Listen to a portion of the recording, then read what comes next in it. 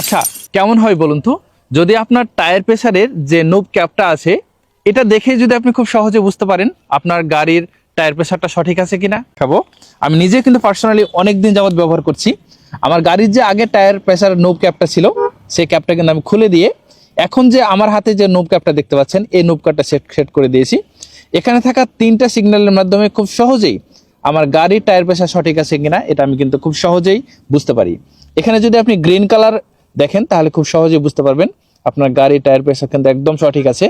এখানে যদি yellow colour sign দেখেন তাহলে বুঝতে পারবেন কিছুটা আপনার গাড়ির টায়ার প্রেসার কম আছে।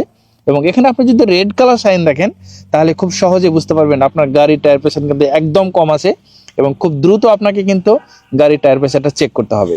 তো আমি এই ডিভাইসটা দীর্ঘদিন যাবত ব্যবহার করছি। আমার কাছে মনে হয়েছে প্রতিটি বাইকার কিংবা কার ইউজারের কিন্তু এই ছোট্ট ডিভাইসটা কিন্তু প্রয়োজন এবং এই ডিভাইসটা এতটা গুরুত্বপূর্ণ যে আপনি লং ড্রাইভে যখন যান তখন কিন্তু টায়ার প্রেসারটা আসলে চেক করার সময় হয় না। বাট আপনি যদি একবার টায়ার প্রেসারের দিকে দেখেন যে এই কালারটা গ্রিন আসে তাহলে কিন্তু আপনি নিঃসন্দেহে নিশ্চিন্তে কিন্তু লং ড্রাইভে যেতে পারেন। এবং আপনি যদি প্রাইভেট কার ইউজার হন কিংবা আপনি যদি বাইক ইউজার হন সবার জন্যই প্রাইভেট কার কিংবা বাইকে যে কোনো যানবাহনে কিন্তু আপনি এটা ব্যবহার করতে পারবেন। বাইকের জন্য আপনি যদি 2 পিসের এক সেট নেন সেক্ষেত্রে কিন্তু বাইকের 2 চাকাতে এটা সেট করে দিতে পারবেন। আর আপনি যদি প্রাইভেট কার ইউজার হন সেক্ষেত্রে কিন্তু আপনি এই নোব ক্যাপগুলো 4টা অর্থাৎ 4 পিসের যে সেট আছে সেই সেটটা নিতে পারেন। এক্ষেত্রে প্রাইভেট কারের 4টা চাকাতে কিন্তু আপনি এটা খুব সুন্দরভাবে ইনস্টল করে দিতে পারেন।